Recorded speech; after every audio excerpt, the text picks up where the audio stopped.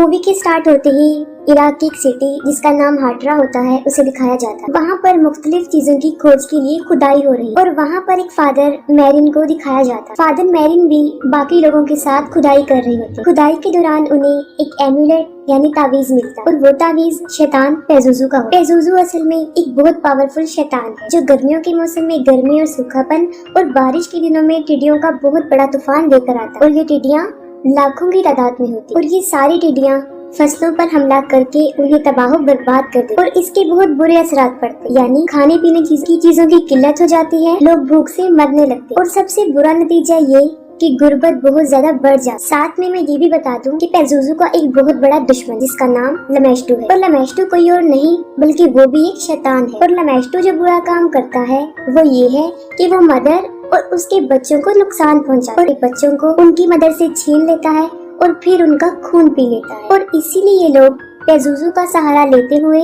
माँ और बच्चे को लमेस्टू से दूर रखते। हालांकि पेजुजू भी एक शैतान है लेकिन लोग उसे अपनी हिफाजत के लिए यूज करते हैं, उसका सहारा लेते क्योंकि वो दूसरे शैतान लमेस्टू से उनको बचा कर रखता है। फिर फादर मैरिन को दिखाया जाता है, ऐसी जगह पर पहुंचते हैं जहां उन्हें पेजुजू का स्टैचू मिलता है और वहां पर दो डॉग भी होते हैं जो उस वक्त आपस में लड़ रहे होते हैं और वो इस बात का इशारा होता है कि दो शैतान आपस में लड़ रहे हैं, दोनों शैतान यानी पेजुजू और लमेस्टू। इसके बाद जॉर्ज टाउन दिखाया जाता है और वहाँ पर क्रिस मैकनील को दिखाया जाता है जो मूवी में एक एक्ट्रेस का रोल प्ले कर रही है और अपने डायरेक्टर वर्क की एक मूवी जो स्टूडेंट्स के ऊपर बनाई गई है उसमें काम कर रही है। क्रिस की एक 12 साल की बेटी रीगन होती है। क्रिस एक बहुत फेमस एक्ट्रेस होती है जिसके पास शोहरत, दौलत, दुनिया की हर चीज होती है। नेक्स्ट सीन में दिखाया जाता है कि दोनों माँ और बेटी एक दूसरे के साथ होती है। क्रिस को अपनी बेटी के टॉयज में एक ओजा बोर्ड मिलता है। क्रिस अपनी बेटी से उस बोर्ड के बारे में पूछती है जिस पर वो जवाब देती है कि मैं अक्सर इससे खेलती हूँ। क्रिस उसे कहती है कि ये गेम अकेले खेलने वाली नहीं है, जिस पर वो जवाब देती है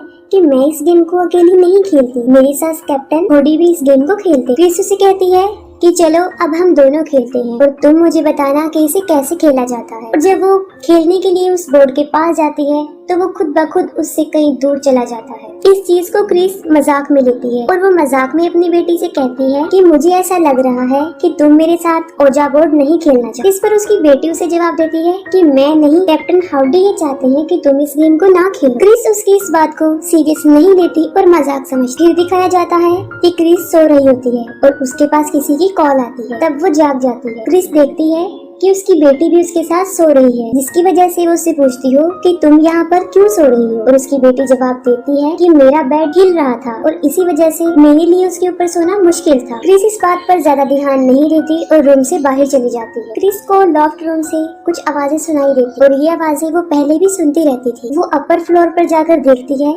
लेकिन वहाँ पर उसे कुछ भी नजर नहीं आता। अगले दिन क्रिस रीगन को एक डॉक्टर के पास लेकर जाती है और जब डॉक्टर उसका चेकअप कर रहा होता है तब वो डॉक्टर के साथ बहुत मिसबिहेव करती है और उसे काफी बुरा भला कहती है। डॉक्टर क्रिस को बताते हैं कि उसकी बेटी को नर्व प्रॉब्लम हो गई है जिसकी वजह से उसका टोन हाइपर हो गया है और अब उसे ज्यादा गुस्सा आता है और आगे जाके ये चीज डिप्रेशन में बदल जाती है। जिस पर क्रिस डॉक्टर को बताती है कि उसकी बेटी को किसी किस्म की भी कोई प्रॉब्लम नहीं है, जिस पर डॉक्टर उसे कहता है कि रीगन के फादर उसके साथ नहीं रहते और ना ही कभी उन्होंने इसके साथ कांटेक्ट किया है। शायद यही वजह हो सकती है जिसकी वजह से वो टेंशन में है। इसके बाद फादर कैरिस को दिखाया जाता है। फादर कैरिस की मदर को उसके भाई किसी मेंटल हॉस्पिटल में एडमिट करवा देता है और इस बात को लेकर कैरिस की मदर बहुत ज्यादा सैड हो जाती है। उनकी मदर एक बूढ़ी औरत होती है जिनका पाँव फ्रैक्चर होता है और वो किसी भी डॉक्टर को अपना ट्रीटमेंट करने नहीं दे रही है और उन्हें यहाँ पर एडमिट करवाने की वजह भी यही होती है।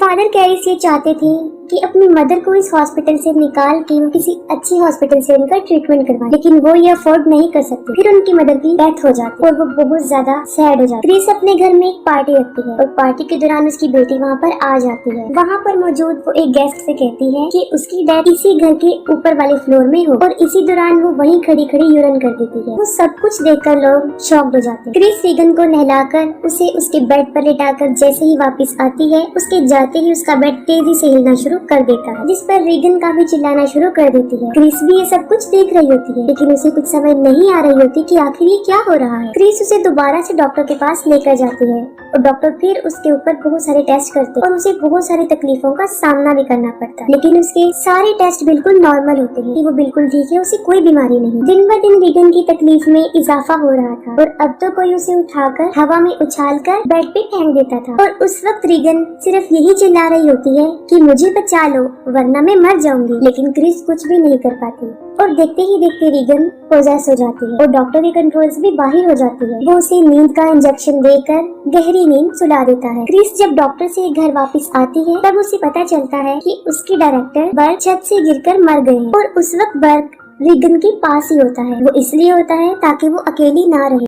रीगन बिल्कुल उल्टी होकर सीढ़ियों से नीचे उतर रही होती है, जो कि बहुत अजीब तरीके से, और इसी दौरान उसके मुंह से ब्लड भी आ रहा होता है और क्रिस उसे देखकर घबरा जाती है। अब डॉक्टर और साइकाइट्रिस्ट को कुछ भी समझ नहीं आ रही होती कि आखिर उसे हुआ क्या है, क्योंकि उसके ऊपर वो पहले ही बहुत सारे टेस्ट कर चुके। और अजीब बात तो ये है कि उसके टेस्ट में भी कोई बीमारी नहीं आई, सारे टेस्ट बिल्कुल नॉर्मल। इसलिए सब मिलकर क्रिस को मशवरा देते हैं कि वो जादू तोड़ने वाले के पास जाए और रीगन का एग्जॉर्सिज्म करवाए। आगे हमें दिखाया जाता है कि क्रिस से मिलने विलियम आते हैं, जो बर्क का केस हैंडल कर रहे हैं। वो क्रिस से उस रात के बारे में पूछते हैं और साथ में ये भी बताते हैं कि बर्क की डेथ में बहुत सारी अजीब चीजें भी हुई थी और वो बिल्कुल सही बताते हैं कि उसकी गर्दन पीछे की तरफ टर्न हो गई थी और इस बात का सिंबल था कि उसे किसी शैतान ने ही मारा है। कौंसिल विलियम के वहाँ से जाने के बाद रीगन के रूम से बहुत ज्यादा चिल्लाने की आवाजें आ रही होती। क्रिस जब उसके रूम में जाकर देखती है तो वो देखकर काफी हैरान हो जाती है कि उसकी बेटी ने खुद को बहुत ज्यादा जख्मी कर लिया है और वो मुसलसल खुद को जख्मी किए जा रही है। और जैसे ही क्रिस उसे रोकने के लिए आगे बढ़ती है वो क्रिस पर भी हमला कर देती है। इतनी ही देर में उनके सर्वेंट्स भी वहाँ पर पहुँच जाते हैं और दरवाजा खुद ब खुद बंद हो जाता है। वहाँ पर रखा हुआ एक सोफा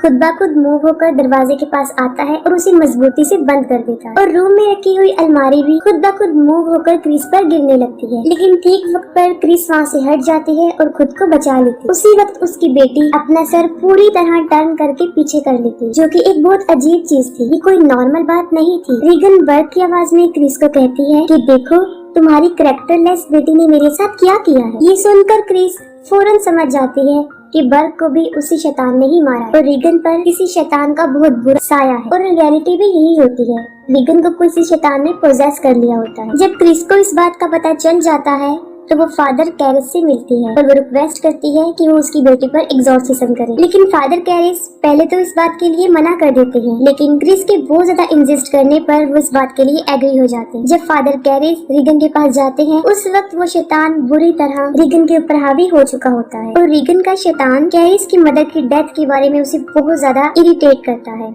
वो सोचता है कि रीगन को मेरी मदर की डेथ के बारे में कुछ भी नहीं पता था और उसने बिल्कुल सही बताया है, तो उसे इस बात का यकीन हो जाता है कि क्रिस बिल्कुल ठीक कह रही है। लेकिन यहाँ पर मसला ये था कि एग्जॉर्सिज्म के लिए चर्च से परमिशन लेना पड़ती है, जिसके लिए चर्च को ये प्रूफ देना होता है कि जिसके ऊपर एग्जॉर्सिज्म करने वाले हैं उसके ऊपर वाकई किसी शैतान का साया है। रीगन की बॉडी पर ये भी लिखा होता है हेल्प। रीगन की कुछ बातों का कैप्चर होना और क्रिस का फादर कैरिस को ये बताना कि बर्क की डेथ भी ऐसे ही हुई है, ये जानते ही फादर कैरिस को इस बात पर मुकम्मल यकीन आ जाता है कि वाकई रीगन को किसी शैतान ने पोजेस कर लिया है। फादर कैरिस रीगन की रिकॉर्ड की हुई आवाज को सुनते हैं और उस रिकॉर्डिंग में वो फादर मैरिन का भी नाम ले रही होती है। दूसरी तरफ फादर कैरिस चर्च से एग्जॉर्सिज्म करने की परमिशन तो ले लेते हैं, लेकिन चर्च उनके साथ किसी एक्सपीरियंस फादर यानी जिन्होंने पहले भी एग्जॉर्सिज्म कर लिया है उन्हें साथ भेजने का डिसीजन लेते हैं और यहाँ पर चर्च फादर कैरिस के साथ फादर मैरिन को ही भेजते हैं।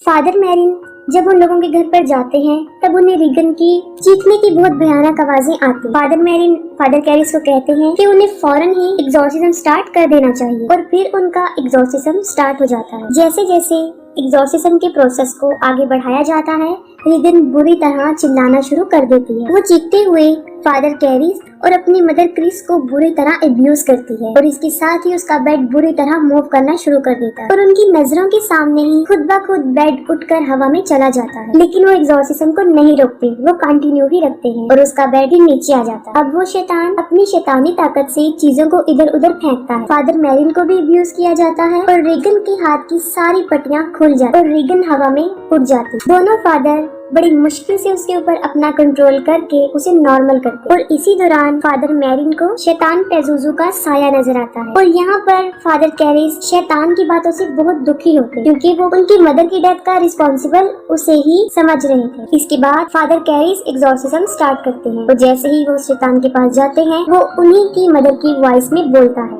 और वो एक बार फिर ये ब्लेम करता है कि उनकी मदर को उन्होंने ही मारा है। और उसी दौरान फादर कैरिस अपने आप पर कंट्रोल नहीं कर पाते। फादर मैरिन उन्हें कहते हैं कि वो यहाँ से फिलहाल बाहर चले जाएं और फादर मैरिन अकेले ही एग्जॉर्सिज्म पूरा करते। कुछ टाइम गुजर जाने के बाद फादर कैरिस दोबारा रिगन के रूम में आते हैं। तब वो देखकर हैरान हो जाते हैं कि उस शैतान ने फादर मैरिन को भी मार डाला। ये देखकर फादर कैरिस को बहुत गुस्सा आता है और वो शैतान को कहते हैं कि वो रिगन को छोड़कर उनकी बॉडी में आ जाए और वो शैतान ऐसा ही करता है। वो रिगन की बॉडी को छोड़कर फादर कैरिस की बॉडी में चला जाता है। तभी फादर कैरिस उस शैतान के मिशन को रोकने के लिए अपनी जिंदगी को ही सैक्रिफाइस कर देते और उस रूम की खिड़की से कूद जाते हैं। उनके नीचे गिरते ही बहुत सारे लोग वहाँ पर जमा हो जाते हैं। तभी फादर कैरिस के दोस्त भी वहाँ पर आ जाते हैं और फादर कैरिस की इस दुनिया को छोड़ जाने में उनकी हेल्प करते हैं। रिगन अब बिल्कुल नॉर्मल हालत में आ जाती है और वो सब कुछ भूल चुकी होती है। उसे अपनी पुरानी कोई भी बात याद नहीं होती और कुछ दिन गुजर जाने के बाद रिगन अपनी मदर के साथ उस जगह को छोड़कर चली जाती और यहीं पर मूवी